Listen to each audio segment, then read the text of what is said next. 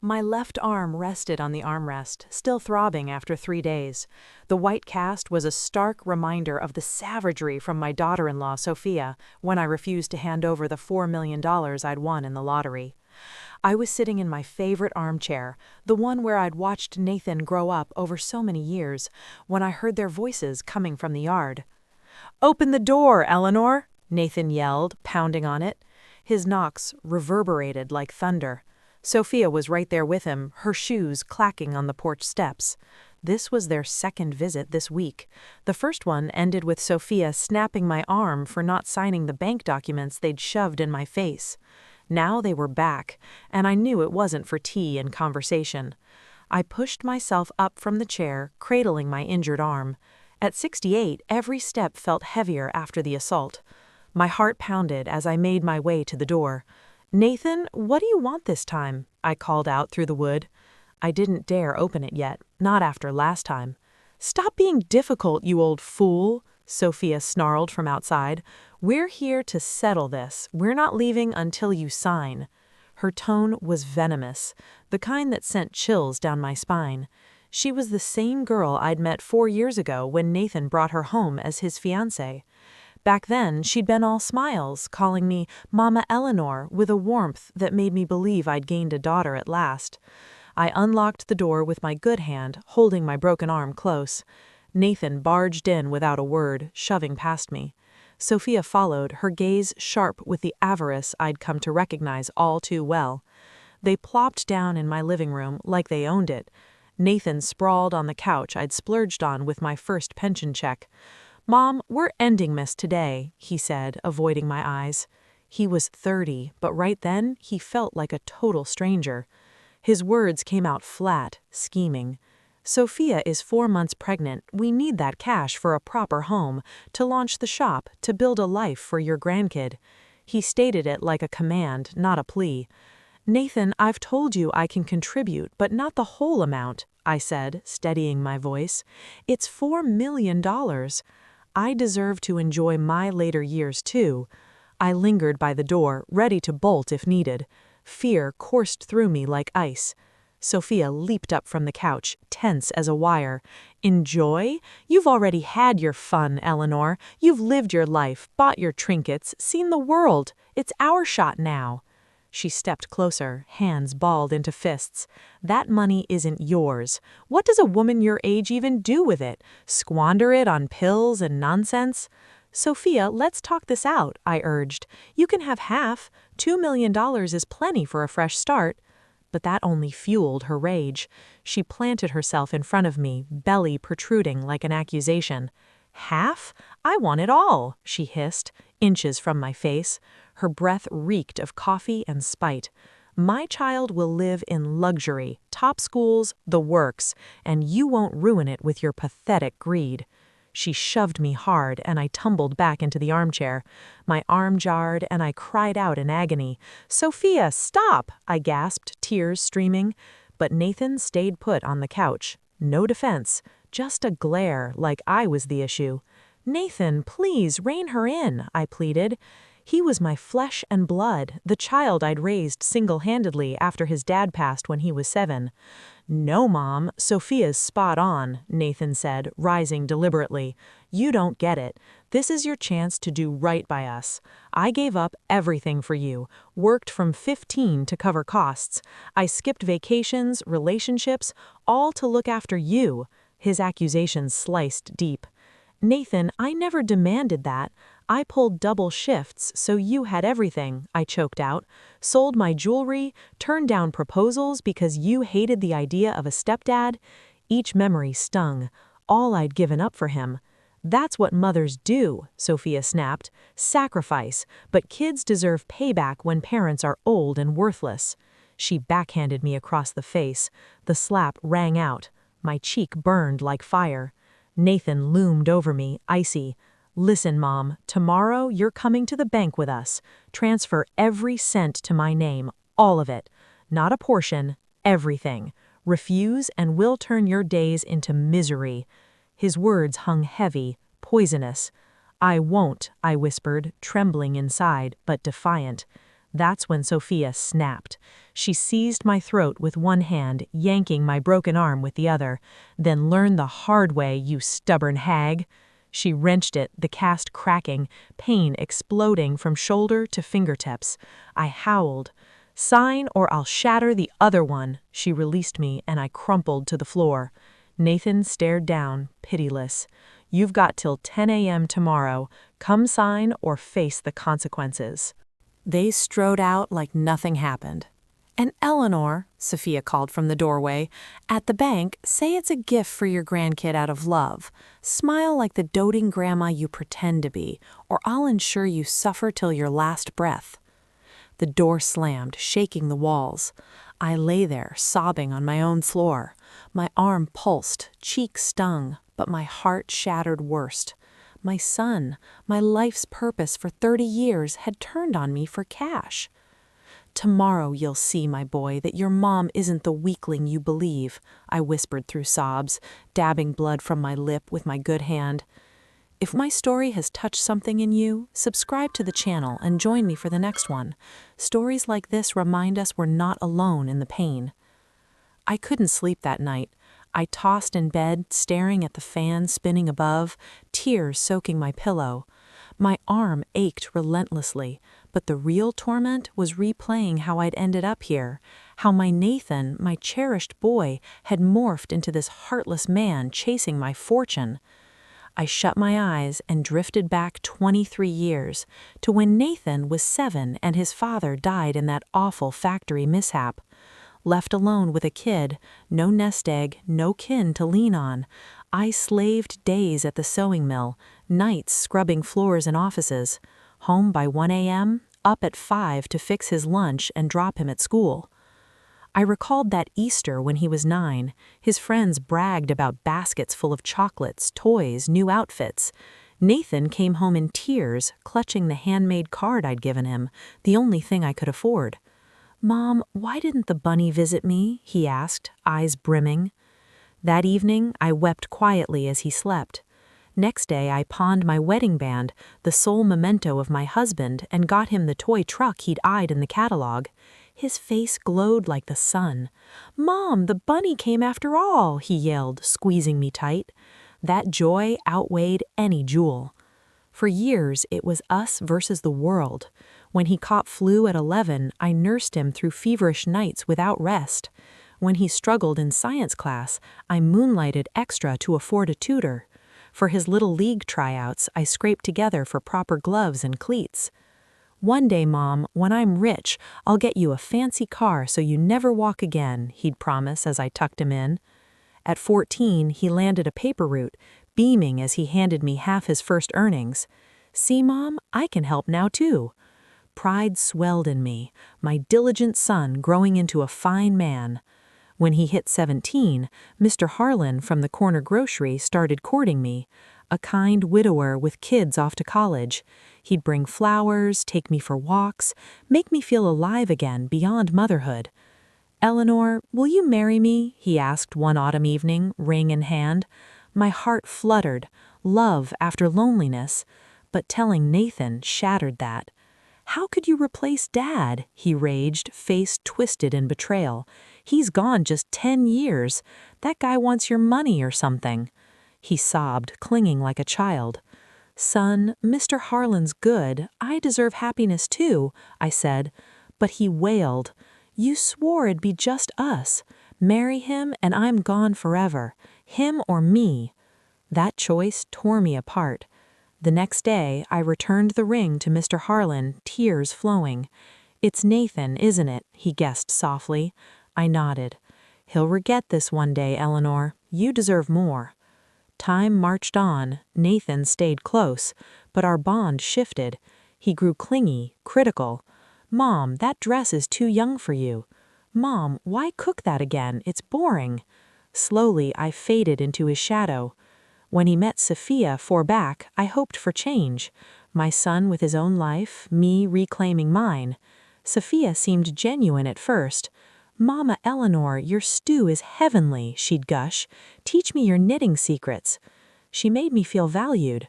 But post-wedding, cracks appeared. Sophia nitpicked my home. This decor's so dated, Mom. Nathan and I saw modern ideas online. My clothes. Time for a wardrobe refresh, don't you think? Those patterns are out. Nathan echoed her. Yeah, Mom, Sophia knows best. From defender to follower. I bent to please, but it never sufficed. Always more flaws. Last year, my hip surgery kept me bedridden. I expected care from them, but visits were scarce, rushed. Busy with work, Mom, Nathan excused. Sophia, we can't babysit you forever. You're tough. Handle it. Her dismissal hurt deeper than incisions. That's when doubt crept in. My son saw me as baggage, not beloved. Sophia had wedged between us, turning him against me. Yet I clung to hope. Grandkids will soften them, I thought. Parenthood teaches sacrifice. Foolish me. Pregnancy amplified their cruelty, greed. Now, in bed with a fractured arm and crushed spirit, I saw Nathan was gone. The boy who'd shared secrets vanished, replaced by a fortune hunter. Forgive me, son, I whispered into the night, for loving blindly, for no boundaries, but forgive what comes tomorrow. At dawn, I rose, unrested but resolved. In the kitchen, I brewed tea, mind sharpening for the day ahead. I pulled the lottery ticket from my wallet, the $15 impulse buy from my meager savings after bills. Numbers: husband's birthday, Nathan's, our anniversary. If I win even $50, new glasses, I'd mused. Seeing the draw on TV, I collapsed in shock, checked thrice. $4 million. Joy surged. Secure home, travel, aid for Nathan, college fund for the baby. Called him first. Nathan, miracle, we won $4 million. Silence, then Sophia's whoop. Tell her to come celebrate. That night they arrived with sparkling cider, hugs tighter than years. Mom, unbelievable, we're set, Nathan beamed. Sophia, no more worries, Mama Eleanor. Big house for us all, Nathan's dream garage, everything. Excited, I envisioned unity, but morning revealed truth. They hunched over my table with spreadsheets. Morning, Mom, Nathan muttered, eyes on figures. Sophia and I planned it all. Coffee in hand, I sat, eager. See? $1.1 million house in Oak Ridge, $2.5 million in auto shop startup, $400,000 baby fund. And me? I asked lightly. They exchanged glances. You'll live with us, Mom. Private suite. What need for separate cash? Sophia cooed falsely. But I value independence. Maybe a condo nearby? Fix my health issues. Nathan slammed his mug. Selfish, Mom. This blesses the family. Sophia rose, face darkening. Eleanor, we're the future. You've had yours. This is our break. Her barbs stung. Nathan nodded. Mom, you're 68, purpose fulfilled. Our turn. Whims like dignity? I offered half. Sophia exploded. All or nothing. My kid won't scrape by on your scraps. She loomed, furious. You've had marriage, child, home, my time. Sophia, calm, I begged. Nathan, no, she's right. Costs soar. Housing, schools, $4 million secures us. And I beg in your mansion? Nathan's face hardened. You've lived fully. Let us. Illusion shattered, their affection a ploy. I'm not signing, I declared. Sophia, you greedy crone? Recalling ignored hospital stays, forgotten birthdays. Nathan, easy or hard way, Mom. Threat palpable. That afternoon, alone, I grabbed a journal, chronicling since the win. Dates, words, threats. If dirty play, I'd arm myself, I wrote. The tea cooled, but my resolve blazed. Post-threats, I sat till dusk, house oppressive. Alone at 68, no siblings, parents long gone, friends distant. Wandered rooms, memories mocking. This home, bought with husband's insurance, raised Methan, now cage. Photos accused. Toddler Nathan, grad, wedding. When did he turn foe? Dugout box from closet. Receipts, bills, patterns emerged. Hip surgery bills, all mine, but they claimed payment on social media. Utilities, meds, repairs, my dime. Loans, $4,500 job loss, $6,000 IVF, $1,800 car, unrepaid. Guilt-tripped when asked. Old will, all to them, naive trust. Now hints of plot, rare visits, expense moans, big house for one. Overheard 2 months prior, once she croaks, sell this, buy upscale, Sophia said. Won't be long, Nathan chuckled. Waiting for death, lottery sped greed. Journal details, first visit papers, cruel quotes, arm twist. Called neighbor Clara, recent friend. Clara, need a favor, come over? She arrived quick, 52, widowed. Our chats bonded us. Saw cast, what happened? Told all, violence, plans, horror on her face. Police now. They'll twist it, I'm senile. Then what? I'll outsmart them, witness my state, photos. We snapped arm, bruises, slap mark. Evidence, she said. Made lists, debts, lies, humiliations, assets, ticket in safe box, house mine, pension, savings, life wisdom. They saw utility, now truth. Tomorrow play frail, strike secret. Smiled, determination's grin. Dressed sharp by 7 a.m., makeup hiding marks. Breakfast savored. Clara at 8:30, sure? Yes. 9 a.m., they arrived dressed fancy. Sophia in new blouse, pre-spent winnings. Nathan, briefcase, grin. Morning, Mom, kiss feigned. Sophia hug, glad you saw reason. Yes, you're right, lied, submissive. Too old for big money. Triumphant glances. Car ride, Nathan hummed, Sophia babbled plans, recorded mentally. Bank, transfer papers. Sign here, Nathan pointed. Read first? Sophia impatient, just forms. Insisted, stalling to 10:30. Private chat with manager? Nathan tense. No need. In office? They're forcing me, fractured arm proof. Showed photos. Manager shocked. Police? Not yet, protect funds. Transferred $3.6 million new account elsewhere. Left $400,000. Security alerts, code. Back. Balance? Manager, $400,000. Shock. What? Sophia stammered. Nathan, where's rest? Feigned confusion. Sophia screamed, you hit it. Drew security. Calm or leave. Nathan grabbed arm. Tell now.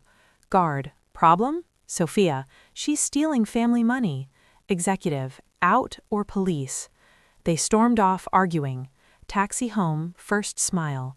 Plan phase 1 success. Money safe, colors shown. Home by noon, expected return. Phone ready. 12:30, car screeched. Key used, emergency copy. Where's our cash? Sophia bellowed. What cash? Bank said $400,000. Nathan paced. You transferred it. Me, tech illiterate. Sophia close, liar. About to grab arm. Stop, hurts from your break. Nathan, you said fall. Pushed me. Lie, Sophia denied. Nathan, doesn't matter, you deserved for stubbornness. Heart broke, son lost. Will torment you daily, Sophia threatened. Do your worst, that's all I have. Nathan, sue for loans, care costs. Call police too, I have tales. Sophia ransacked drawers, tossing items. Found journal, Nathan read mockingly. Sophia tore it. Copies safe with Clara. Back daily till you crack, Nathan said. Sophia, post it on social, you're stingy, hiding winnings from family. Left chaos, picked shreds, evidence. Next step. Checked social, Sophia's post. One 4M pretends broke to hoard from family. Rather selfish than grandkids' future. Comments condemned me. Plan to isolate. Called lawyer Miss Patricia Lang from Old Will. Miss Lang, Eleanor Hayes, family extortion urgent. Appointment 10 a.m. next. Prepped evidence, photos, journal bits, loans, posts. Office, showed arm, violence, grounds for action. Don't want jail, protect, consequences. filed complaint on hold, restraining order, new will to charity for abused elders. Brave, Mrs. Hayes. Bank, trust for money, to senior homes if incompetent or suspicious death. Public truth if harm. Home, lighter, control mine. Waited for blunder. Next day, Nathan with lawyer, investigator. Watched from window, opened, chained.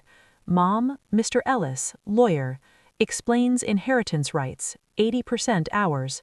Law, feigned fear, must give even unwilling? Yes, or court. Enter, discuss. Coffee served, overheard, told you, scare with legalese. Papers, sign. Read, no seal, bar number? Stammered. Called Miss Lang, speaker, no such law. Panic, lawyer fled. Nathan, fraud, crime. Mom, didn't know, fake. Out, tell Sophia, bother again, evidence used. Afternoon, Miss Lang, activate complaint. War on. Police delivered order, 300 yards away. Violation, arrest. Phone blew up. Nathan voicemails pleading, then threatening. Recorded. Clara, Sophia spreading you're crazy, suing baseless. Supermarket, strange car photographing. Detective hired. Contacted doc, bank, delivery, claiming dementia. Doc, evaluation to prove competence? Agreed. Social posts, vicious. Lottery, twisted her, paranoid. Video, Sophia crying. Stress, harming baby. Grandma chooses cash over family. Viral smear. Ms. Lang, lawsuit, defamation, incompetence. Fear gripped, guardianship horror. Bank, trust clause, public donation if foul play. Called paper, elderly winner harassed by family. Article front page, photos, testimony. Explosion, media frenzy, apologies, support offers. TV invite, national abuse show. Night, violation, pounding door. How dare expose us, jobs lost. Police arrested amid neighbors filming. Viral clips. Ms. Lang, lawsuit dropped. Victory. 3 months later, peace reigned. Scandal ruined them. Jobs lost, friends fled, moved to Sophia's mom's, kicked out too. Remodeled home, fresh paint, new furniture, garden bloomed, erased their taint. Invested $400,000 to rental condo to needy family, $150,000 abuse fund. TV episode hit, letters poured, inspiring reports. One, 70-year-old from Boston, your story gave courage to escape son's theft. Priceless. 6 months on, supermarket run-in with Sophia, haggard, near term. Mrs. Hayes, murmur, sorry, no excuse. Apology doesn't mend, but noted. Paid, turned. Hope motherhood teaches true love. No glee, just justice. Nathan depressed, blaming me. Unlearned. Year later, new home, cozy, memory-free. Clara nearby, chosen family. Volunteer at senior center.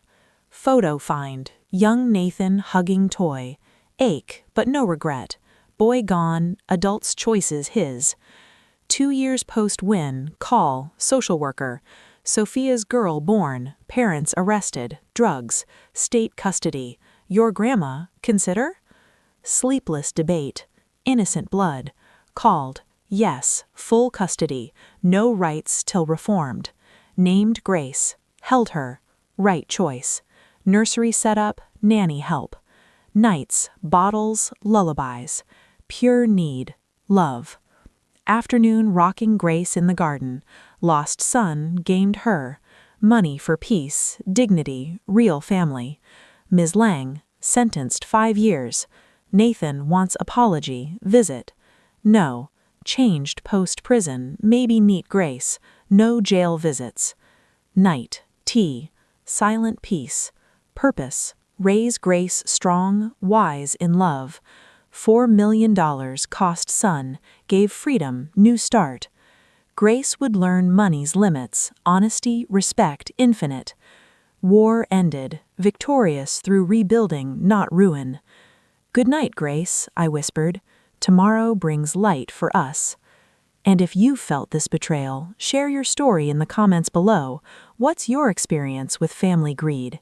If this tale resonates with your own hidden pains, subscribe to the channel and be here for the next one. We're in this together.